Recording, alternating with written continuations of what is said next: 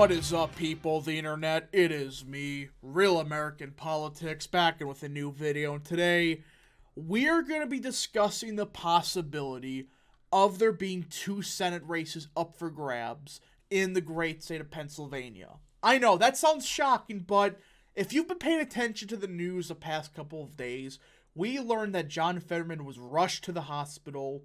I believe it was on February 8th. I believe that's when he was rushed to the hospital. So like last Wednesday or Thursday, he went to the hospital. And originally some people were thinking it was another stroke.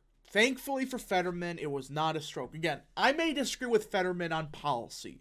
I do not want anybody to go through strokes. I don't want anybody to have bad health. I hope everybody has good health. And Fetterman, it's a scare for him because everybody knows he had a stroke last year. And there's starting to become questions about, will Fetterman actually last, let alone 6 years, 6 months? I mean, there's a chance that Fetterman doesn't last this year.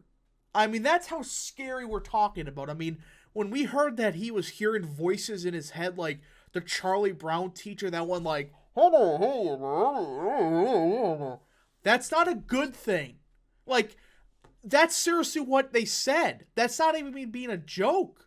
I mean, how can people look at this and think, yeah, he should be a sitting senator right now?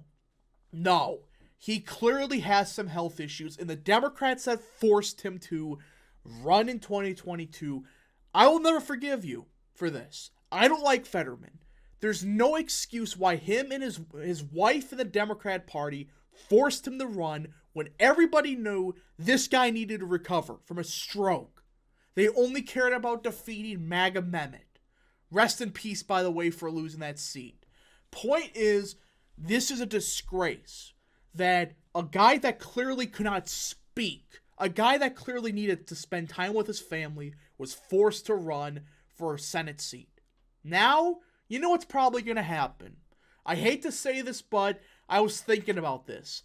Fetterman's wife is probably going to be the next senator of Pennsylvania if Fetterman resigns or something like that, and Shapiro can choose his option. I would not be one bit surprised. Now, before we continue with today's video, I hope you enjoy these type of videos.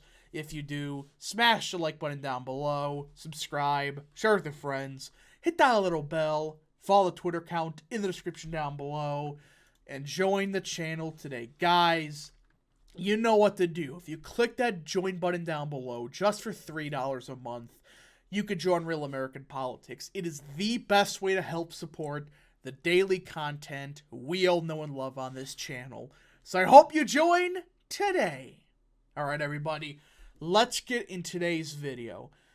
The Fetterman stuff. And what would potentially happen, because if Fetterman resigns, which I hope that, honestly, for his health, he should just resign. I don't care about who replaces him. The dude needs to see his family recover. There's no reason he stayed in that campaign. Connor Lamb should have been the nominee for the Democrats. Yes, he would have won easily. I don't care. This dude should not be a sitting senator. He can't think for himself. He's clearly having problems. And the fact that he's hearing voices from Charlie frickin' Brown, that's not good. So I think he should resign. And my gut feeling is Shapiro would either pick his wife or Connor Lamb to be his successor. That's my guess. But here's the thing, though. It opens up a can of worms for a special election in 2024. Yeah, as everybody knows, we currently have a Senate race going on with Bob Casey, and 99.9% sure McCormick's going to run against Casey. We already got that. But there's a possibility of there being a special election in 2024 to serve out the rest of his term. That would go till November of 2026. Well, what's going to happen? And what should we do? What should the Republican Party do in this situation? Because essentially you're running two candidates. You got the main ticket and the vice president, or I should say the other ticket. It's kind of the president-vice president situation.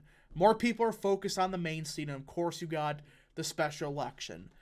Well, I think for one, get McCormick on the ticket. I do not like McCormick, but he's essentially Pat Toomey, but better with guns and better on Blumph. That's what McCormick is. So while he's cringe on some issues like China, I like his stance on guns, and he's nowhere near as cringe as Toomey is, which there's some good memes about Toomey, but outside of that, McCormick was, in my opinion, the best option to go against Casey. As for the other seat, this is where things get a bit weird, because McCormick, he's not that good at the issues, but if you remember from the primary, you scroll down here, McCormick did best in the more conservative parts of the state of Pennsylvania. I mean, he did great in the T. He did great in Western PA. He didn't do so good in the eastern part, Northeast in particular. But either way, there is a clear trend that McCormick actually did better with the more conservative voters. Now, he's not that conservative. Outside of, like, guns, he's fairly liberal on some issues. But McCormick can get the base out. And with somebody like Trump or DeSantis on the ticket, I don't think that's a problem. But McCormick against Casey is probably our best shot. He has money, and he can get the base out for some apparent reason. But who should we run for this other seat? Now, this is where it gets debatable.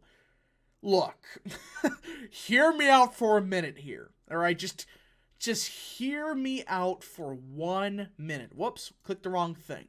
So you scroll down here. The potential candidates are Kathy Barnett. Absolutely not.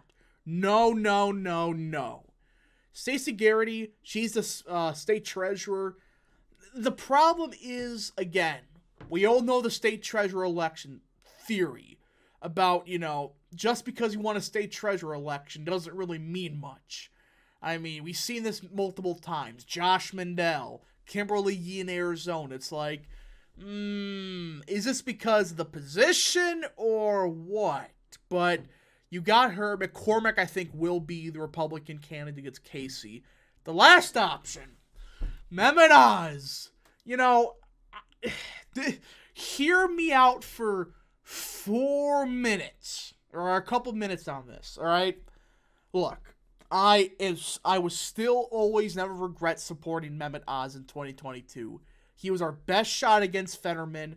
McCormick, his problem was he pissed off Trump, and well, some question marks arise. But I will not regret voting, or I should say supporting, Oz in 2022. Now, there's two options, in my opinion, that have a realistic shot in 24. The first one, Mehmet Oz, just give me a minute, and Sean Parnell. Those are the two candidates that I think would be the best option against whoever, most likely Fetterman's wife. Why do I say this? Well, first of all, Mehmet Oz. I'm not going to go around saying he was an electoral juggernaut. I mean, he lost by, 5 points? But, there were some circumstances of this. One, this was during early voting when millions of voters in Pennsylvania voted for Fetterman, but then after the debate, they realized, oh crap, we made a mistake. His entire margin came down to early votes. There were millions of voters who voted for Fetterman early. Then they saw the debate and they realized, we made a mistake. But also, Oz has the name recognition. Plus, you look where he did better than Trump in the state of Pennsylvania. He did better in the suburban parts of PA. And this could be a good mix of McCormick and Oz's strength. Oz did best in eastern PA, while McCormick did best in the rest of the state.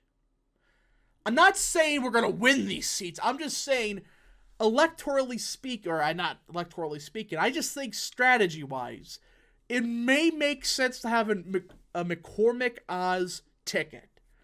I'm not saying Oz is the best choice, but this is a circumstance where this is a seat that Oz almost won, and he could run on the fact that, hey, guys, they forced a guy that clearly could not speak to run for this seat. This is an opportunity to vote for me so this doesn't happen again. I'm just saying, but the more realistic option, I think, would be Sean Parnell, who should have been the nominee in the first place. The whole situation with him is just sad. But Sean Parnell is good on the issues. My question is, well, is he going to run again? I don't know. But I think that Mehmet Oz running the special election, strategically speaking, may make the most sense for down ballot purposes, for up ballot purposes, and potentially a pick off the seat. It's like, you know what? Give it another shot. We just got to see again. I'm not saying we should for sure 100% run Oz. I'm just saying strategically, it may make the most sense to balance out Oz's support in the eastern half with McCormick's strength in the western half. But we just got to see what happens. Anyways, folks, thank you so much for watching. Again, I'm not saying Oz should 100% be the candidate, but I'm just thinking strategically with some serious down-ballot implications. It may make the most sense. I'm not saying I will 100% support him. I'm just saying you got a couple of those northeastern seats that, with Oz on the ballot, which he did better than Trump in those areas, mind you. If he's on the ballot, we could potentially do some damage there. Thank you so much for watching. We'll see you guys in the next video. Godspeed to all of you.